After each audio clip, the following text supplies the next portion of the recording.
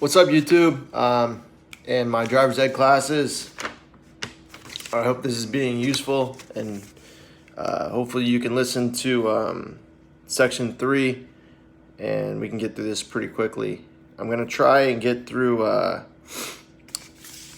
5U and 7E, and then maybe even 8A and 12 in one video. Just in case you wanted to screenshot this. I don't know if this will work, but there you go. Okay. So basically, I'll start with 5U. If you have a manual transmission, what gear should you put the car in when parking downhill, uphill, and then what if you have an automatic transmission? You put it in first gear for downhill and uphill. You basically could put it any gear, but for the test, first gear. And then with the automatic, you're gonna go ahead and just place the car in park. 5V, where is parking prohibited? Basically anywhere that says no parking.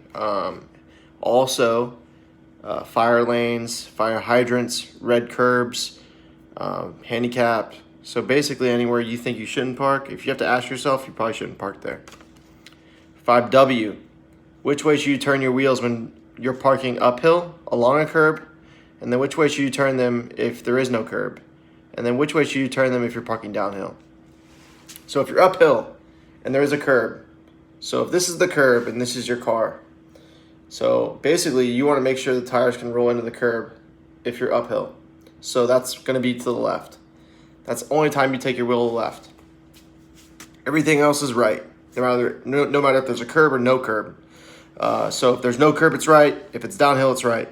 And that's to keep the car from rolling into traffic. Okay. 6A, are motorists required to stop and yield for pedestrians crossing the street? Yes.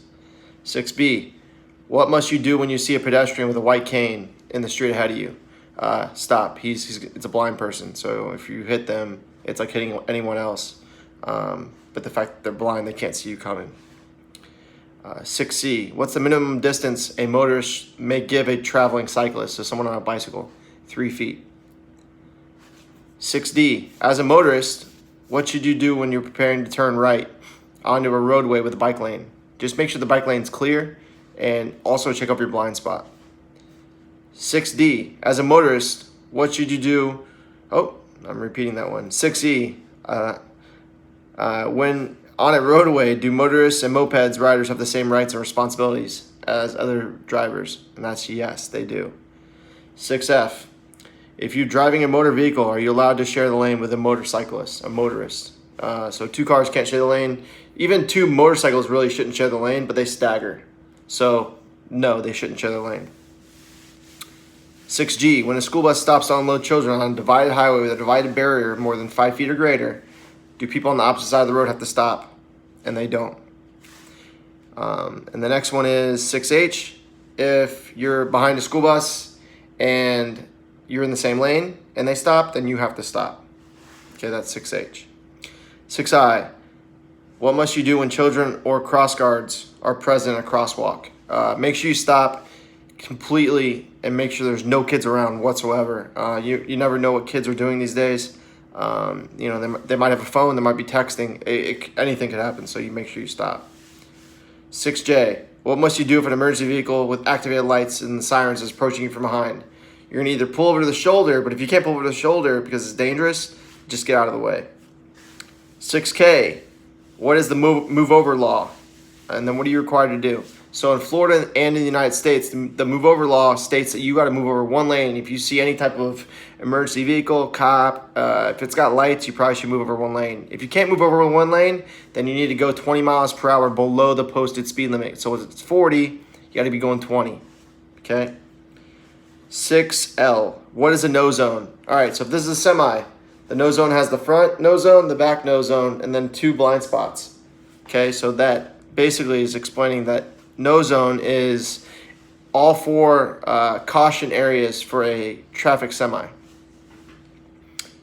7A, at what times must you see headlights? So you use your headlights from dusk to dawn and then sunset to sunrise. Okay, and then when it rains in Florida. 7B, At night, within how many feet of approaching vehicle from the rear, okay, so from behind, should you dim your bright headlights? And it's 300 feet. Okay, the next question is 7C. If it's head on, but not head on the same lane, head on opposing lanes, it's 500 feet, dimming your bright headlights. 7D, when driving in the rain, fog, or smoke, or daytime, what light should you use? And those are called your basically regular daytime running lamps, if I could never get it in my mouth. You know, your low beams is the same thing. Okay, and then 7E, what should you do when you're driving on wet roads in the rain? Okay, first of all, you should have your lights on. Second of all, you shouldn't be going the posted speed limit. If it's raining and the speed limit's 50, you probably be going 45. Okay, so you need to control your speed and then make sure you're fully aware of everything and everyone around you.